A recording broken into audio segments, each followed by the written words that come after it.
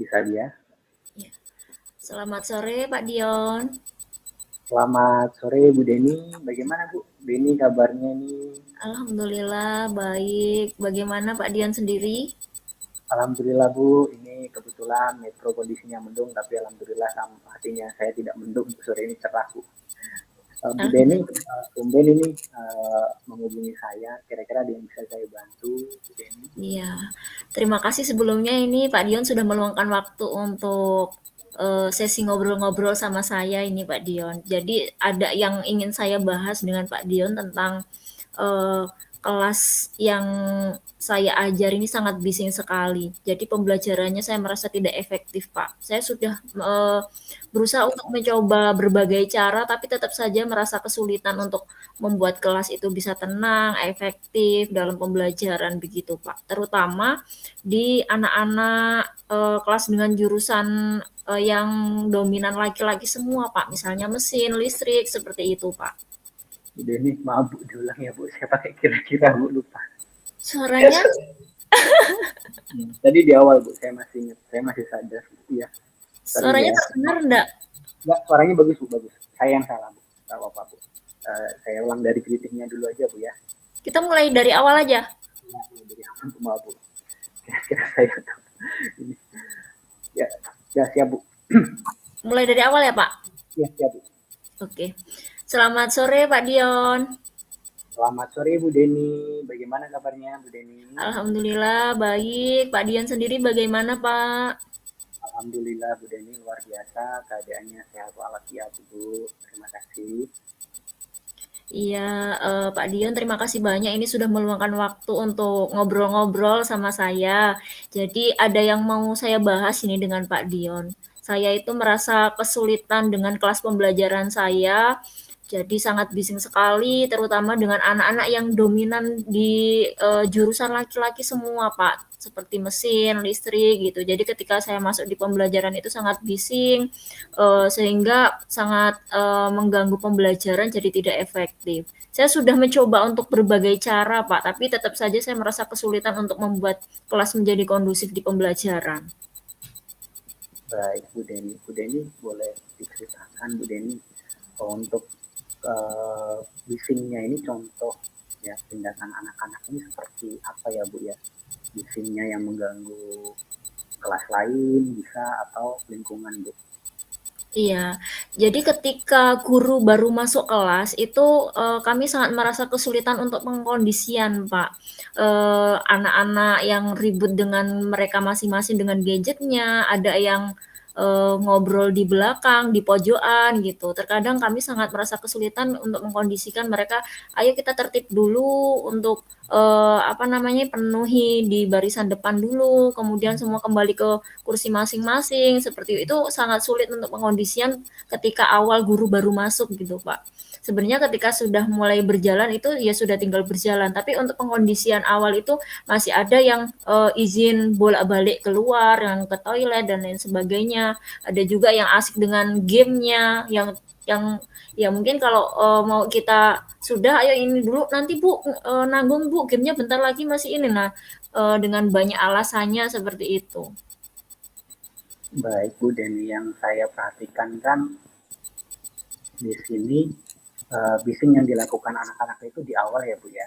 Ketika mulai masuk proses pembelajaran Bu, kalau boleh diceritakan lagi nih anak ini apakah bisa dikontrol secara menyeluruh atau masih banyak yang melakukan tindakan-tindakan yang mengganggu gurunya.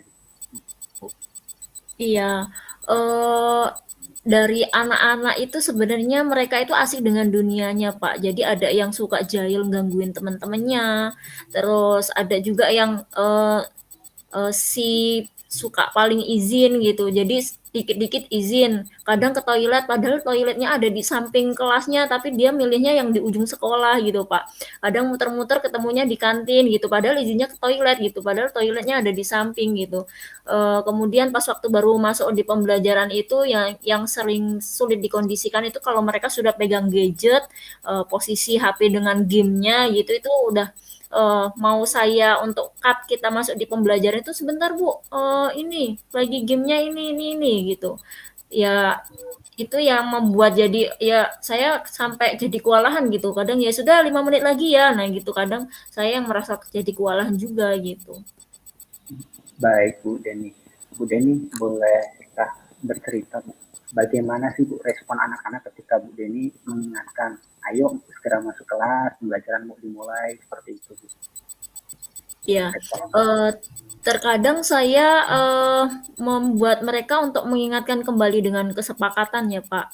Jadi, saya anggap yang hadir adalah yang ada duduk di kursi. Nah, kadang saya membuat seperti itu. Nah, itu ketika saya sudah mulai absen kehadiran, nah mereka baru, kembali ke tempat duduk masing-masing. Tapi kalau masih, cuman saya ajak, "Ayo, kita mulai belajar, ayo ini, ayo itu," dengan segala teori, mereka masih saja dengan asik dunianya masing-masing. Tapi kalau sudah saya bilangnya soal kehadiran, saya anggap yang hadir hari ini dengan pembelajaran saya adalah yang ikut belajar di kursi di tempat duduknya masing-masing. Saya seperti itu. berarti Bu Deni sudah mengingatkan sebenarnya Bu ya, sudah mengingatkan anak-anak, anak-anak punya nih kesepakatan kelas gitu. Tapi mereka belum efektif nih untuk meninggalkan dunianya ya Bu untuk masuk ke pembelajaran. Selain kesepakatan kelas, ini bisa diceritakan uh, tindakan yang seperti apa yang Bu Deni lakukan untuk mengatasi selain menggunakan kesepakatan kelas Bu Deni.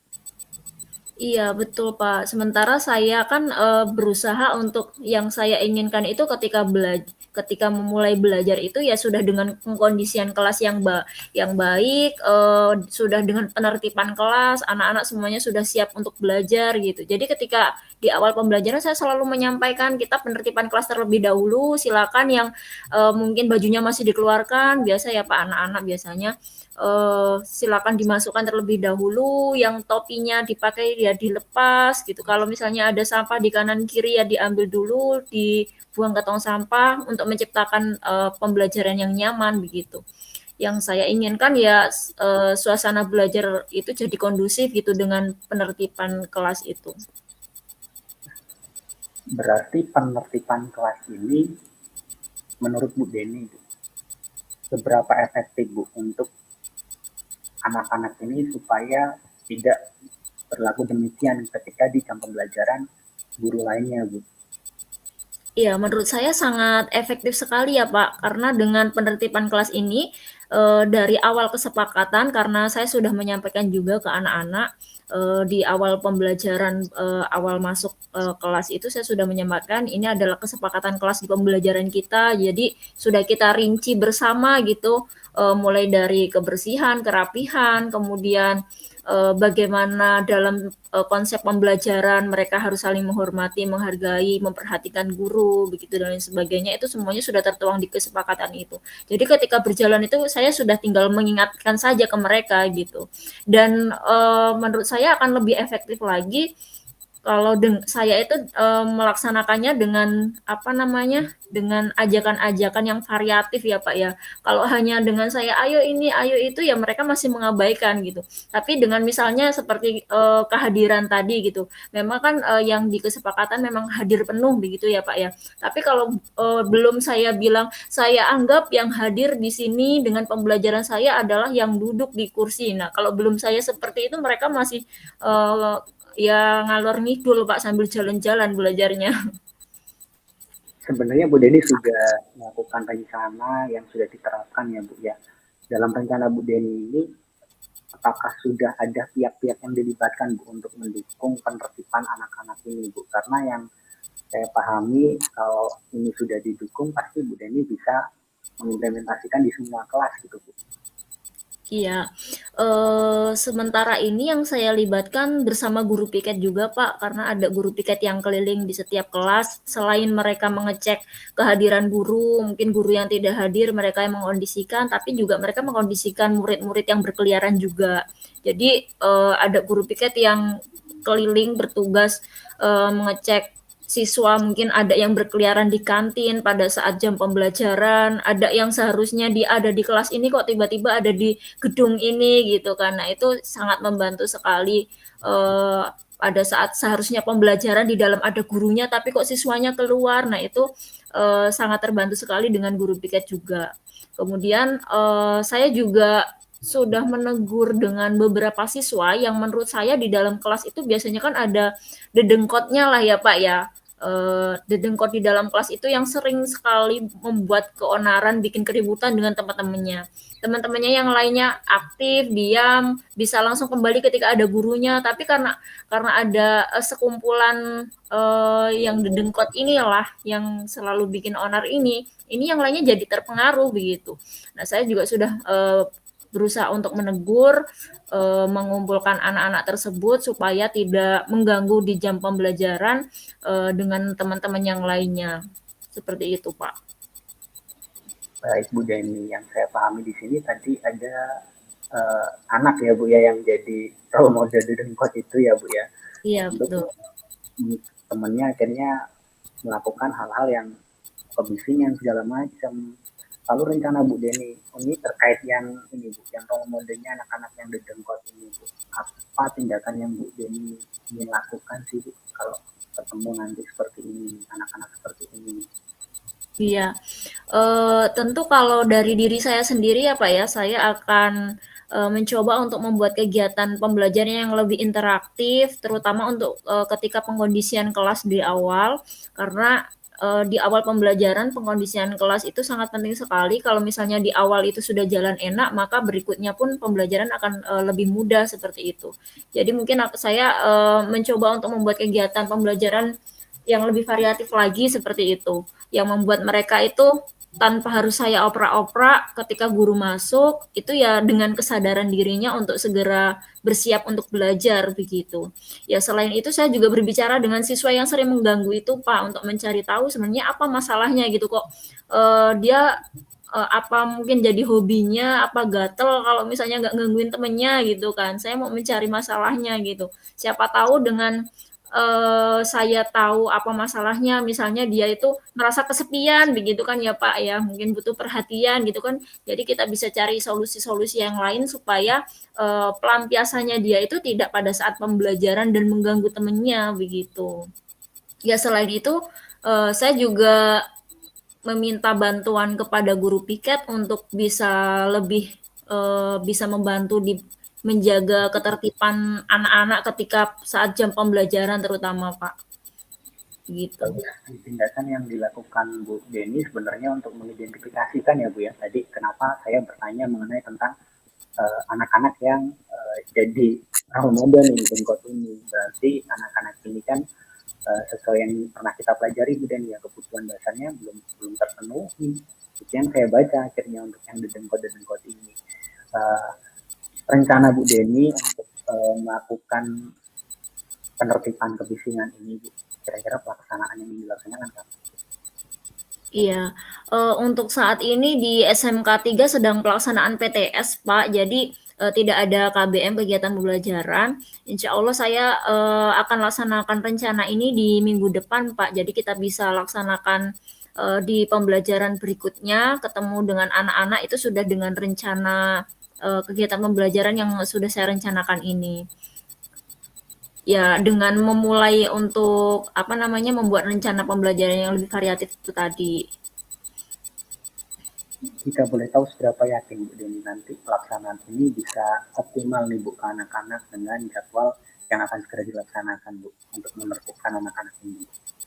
Iya, saya merasa sangat yakin sekali Pak dengan rencana yang sudah saya pernah terapkan juga ini.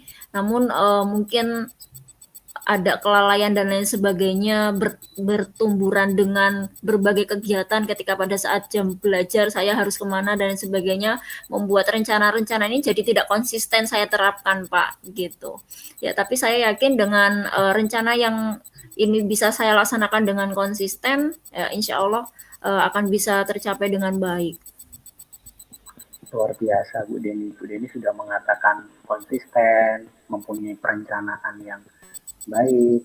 Harapan saya segera bisa diimplementasikan ya Bu yang untuk aksi nyata ini Bu mengenai penertiban kemiskinan anak-anak.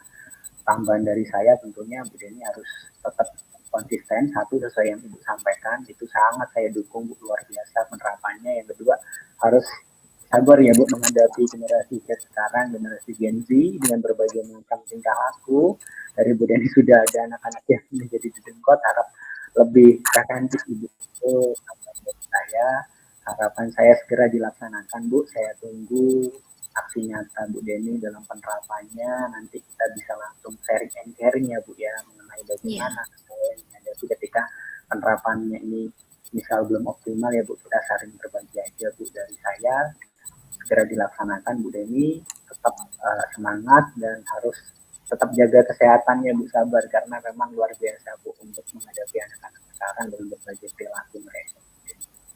Oke, siap Pak Dion. Terima kasih banyak atas masukan-masukan dan berbagi pengalamannya dari Pak Dion.